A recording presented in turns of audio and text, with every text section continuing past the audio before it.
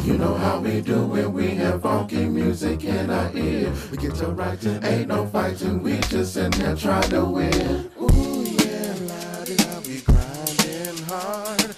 Ooh yeah, we not gonna stop. Yeah, yeah, yeah, yeah, yeah, yeah, yeah, yeah. Too late to turn back now.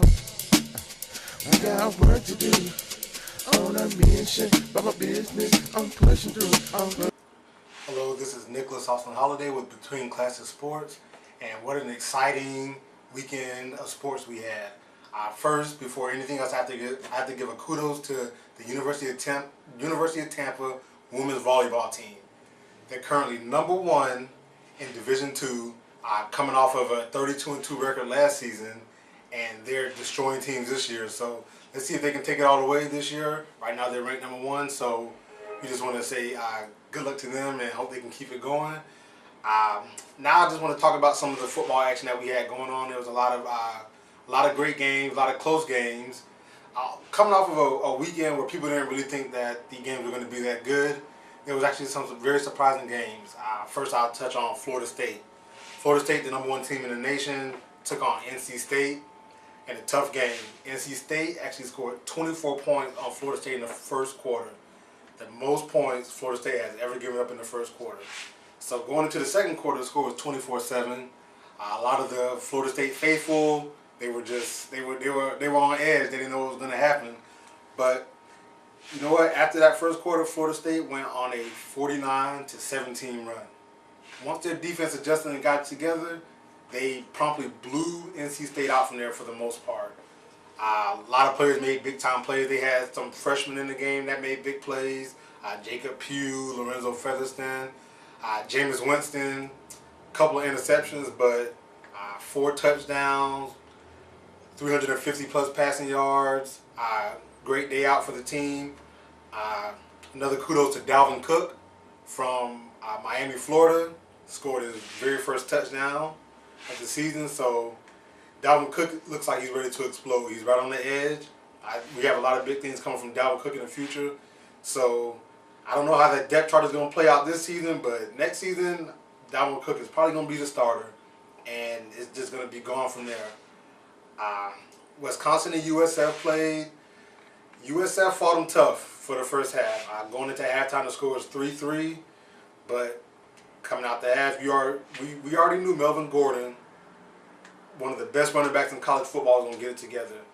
Melvin Gordon ended the game with a little over 180 rushing yards as he shredded the Bulls' defense in the second half. But I don't think many people were surprised. I think what was more surprising is that USF was able to hang with them in the first half the way they did. So, you know, Willie Taggart is doing some good things, and he seems to have the team playing harder. And I think that's the most important thing. If your team is playing hard and they're not quitting, that's a good sign for the future of your program.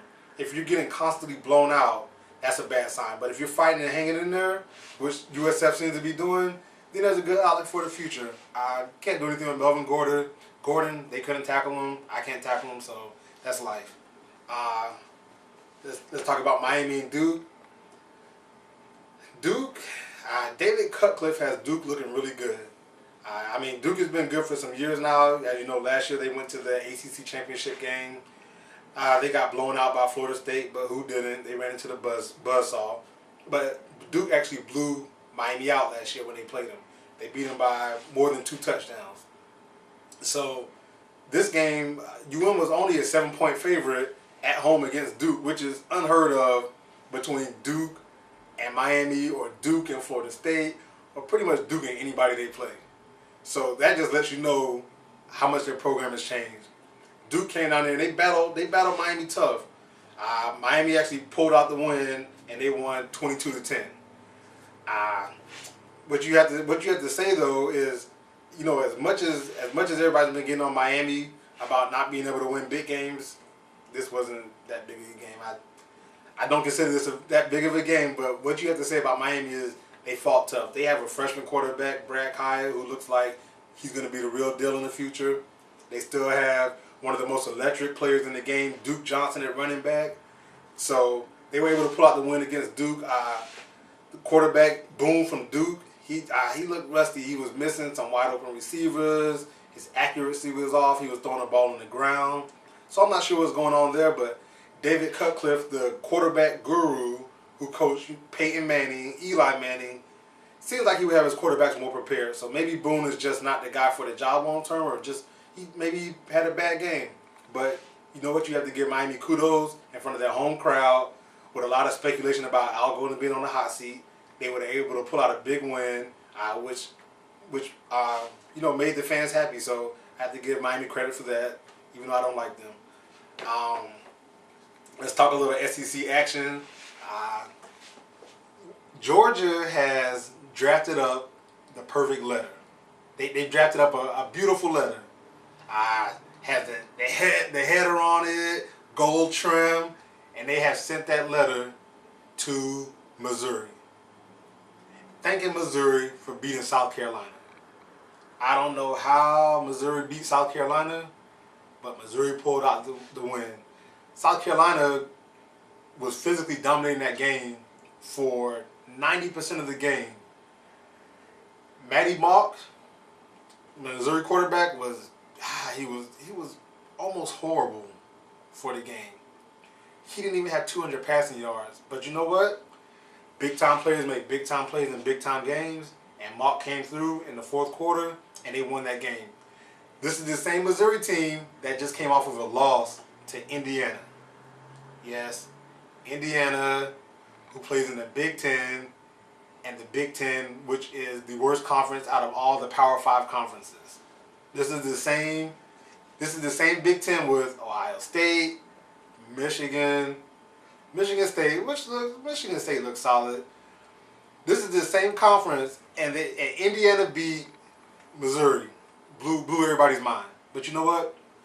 Missouri could have bowed their head and given up for the rest of the season after that loss. But you know what? They came back and they beat South Carolina. And at the beginning of the season, South Carolina was a team that many people thought could win the SEC East. So that was a big win for Missouri, even though I don't think Missouri's going to go anywhere this year. They'll probably go bowling at the end of the season, but Missouri's probably not going to do too much this year. So, but kudos to Missouri, and Georgia needs to send, with that letter, they need to send a bouquet of flowers. They need to send some thank you balloons.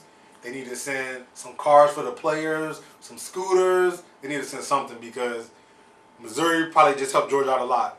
Georgia, they're in the hunt now. They could still win the SEC East. They still have to play their games and win them, but you know what? Before that, you didn't know what was going to happen, but Georgia's still in the race now. Also, I have to give a kudos to the SEC West, which is the best. It's the best division and the best conference in college football.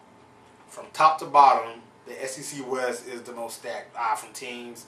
Let me say LSU doesn't look that strong this year, so I'm not counting them in the power. But I mean, LSU is a traditional powerhouse. But you have Alabama that looks good. You have Auburn that they've been a little shaky, but they're still undefeated. You even have Arkansas. And speaking of Arkansas, the Arkansas and Texas A&M game, now that was a thriller.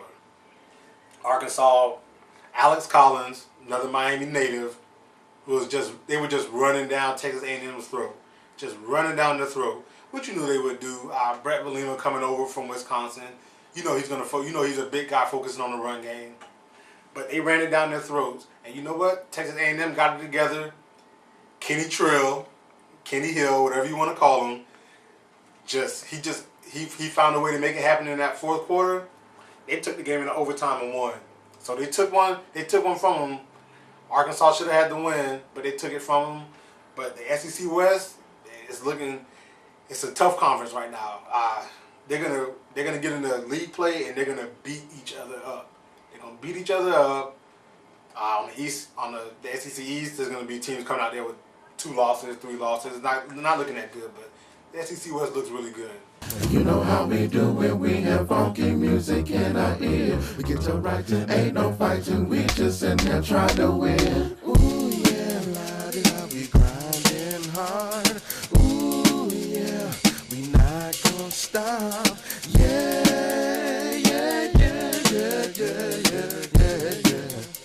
Too late to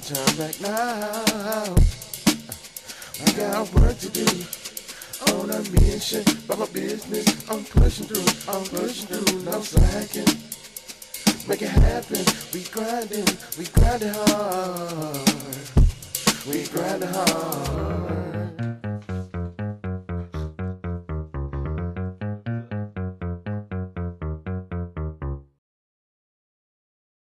You know how we do when we have funky music in our ear. We get to writing, ain't no fighting, we just in there trying to win. Ooh yeah, la-di-da, we grinding hard.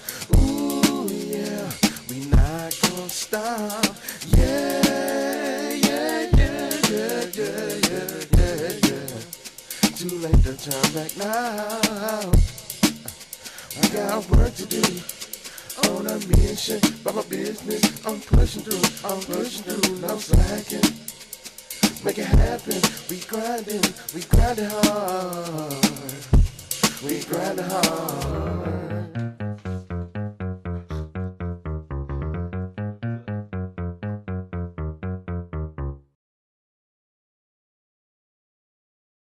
You know how we do when we have funky music in our ear. We get to writing, ain't no fighting, we just in there trying to win. Ooh yeah, la-di-da, we grinding hard.